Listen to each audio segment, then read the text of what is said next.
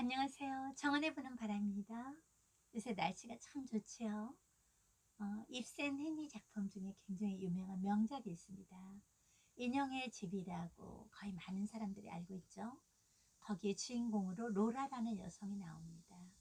아픈 남편을 지극히 돌보고 아주 성실하게 아이를 잘 키우는 전형적인 현모양처의 표본입니다.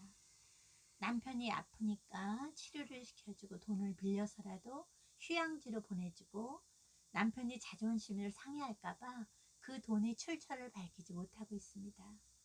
그녀는 그 큰 돈을 빌리기 위해서 아버지의 서명까지 위조를 했습니다. 덕분에 남편은 건강을 잘 회복할 수 있었고, 이 여자가 잘 내조를 했기 때문에 은행의 총재가 될 정도로 승승장구하지만, 그녀의 남편은 그녀에게 예쁜 정달새 다람쥐라고 부르면서, 애칭으로 부르면서 아주 사랑을 하고 있습니다. 그녀는 남편만을 오로지 의지하고 그것만이 자신의 행복의 전부라고 믿으면서 살던 중이었습니다. 그런데 그녀에게 돈을 빌려줬던 크리스타트라는 사람이 등장합니다. 은행에서 돈을 위조할 때 돈을 빌려주게 된 그 상황에서 알게 된 사람입니다. 그 사람이 나중에 결국 남편과 라이벌 관계에 놓이게 됩니다. 그 사람은 이 문제를 가지고 노라를 협박하게 되지요. 그래서 노라는 아주 전전긍긍하게 되고 갈등을 하게 됩니다. 그리고 고민하면서 자신이 이 문제가 남편한테 들통이 날까봐, 그럼 어떤 일이 생기게 될까 아주 걱정을 하게 됩니다. 그러면서도 한편으로는 자기가 평생을 남편에게 헌신해야 왔던 그런 것을 남편이 믿어주지 않을까, 그래서 자신을 지켜주지 않을까 생각하게 됩니다. 그러나 이 문제가 들통이 나자 남편은 그녀를 아주 무자비하게 대합니다. 그때서야 로라는 자신이 얼마나 부당한 결혼 생활을 해왔는지 깨닫게 됩니다. 그 일로 인해 한없이 보잘것없는 존재가 되고, 여태 쏟았던 모든 것들은 그냥 무의로 돌아가고 한낱의 모래성이 되었다는 것을 생각하게 됩니다.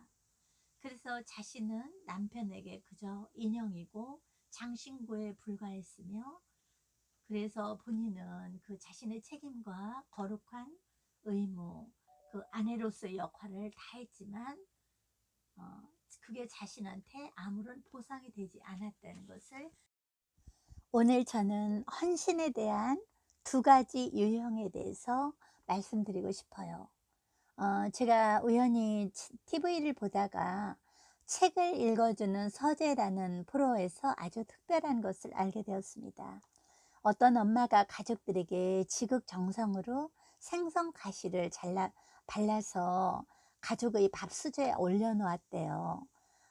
사랑이 넘치는 가족의 가장 이상적인 모습이잖아요.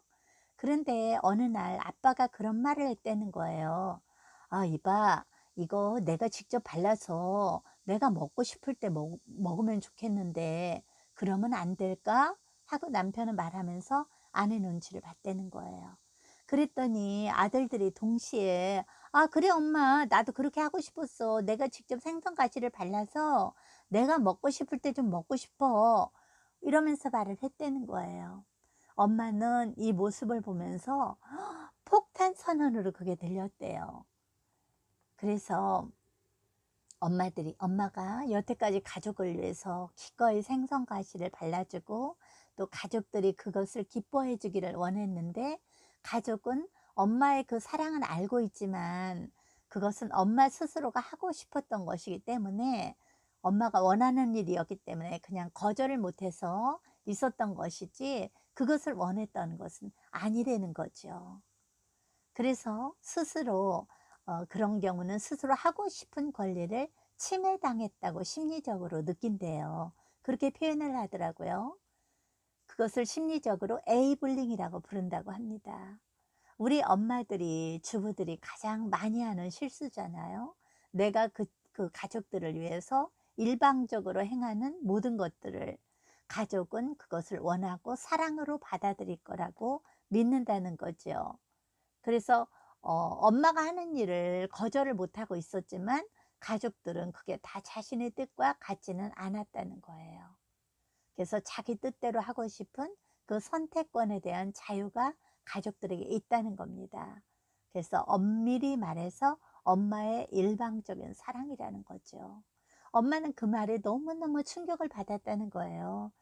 그래서 그때부터는 자신을 변화시키기 위해서 결심을 했다고 합니다. 아이가 어릴 때는 당연히 생선 가시를 발라주는 게 당연하지만 나중에 커서는 더 이상 그것을 바라지 않는다는 거죠. 그런데 엄마의 생각과 사랑의 방식은 거기에서 변화가 없다는 겁니다. 한두 번쯤이야 다정다감해서 그것을 좋아할 수 있겠지만 매사에 그런다는 것은 오히려 곤란하다는 거지요.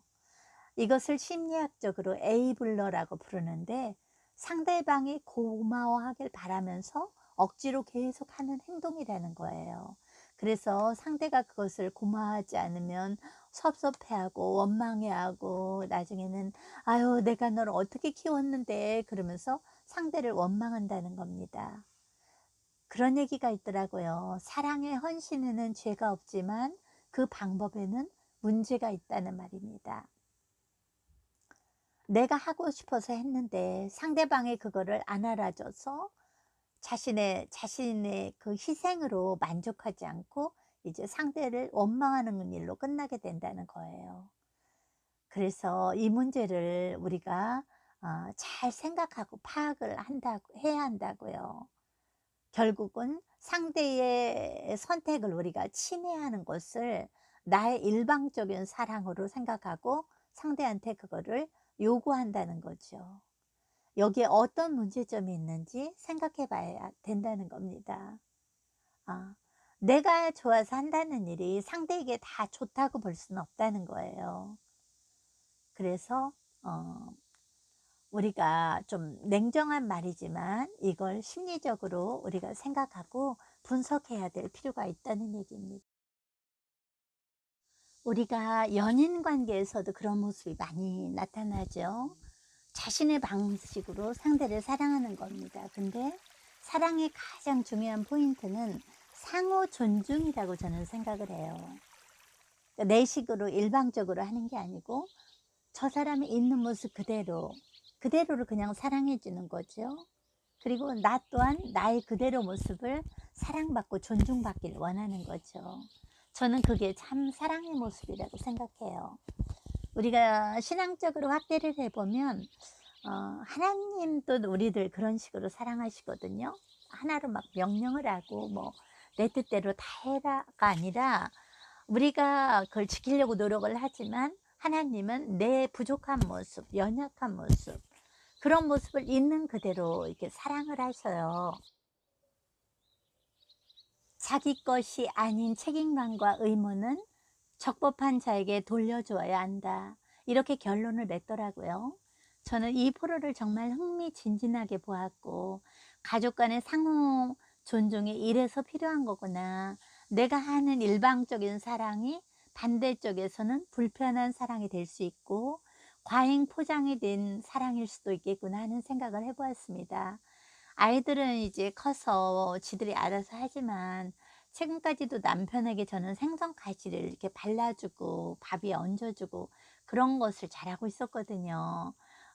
내가 잘한다고 하는 일이 상대방을 위하는 일이 아닐 수 있다는 것, 그게 내 만족을 위한 것일 수 있다는 것을 깨달았습니다.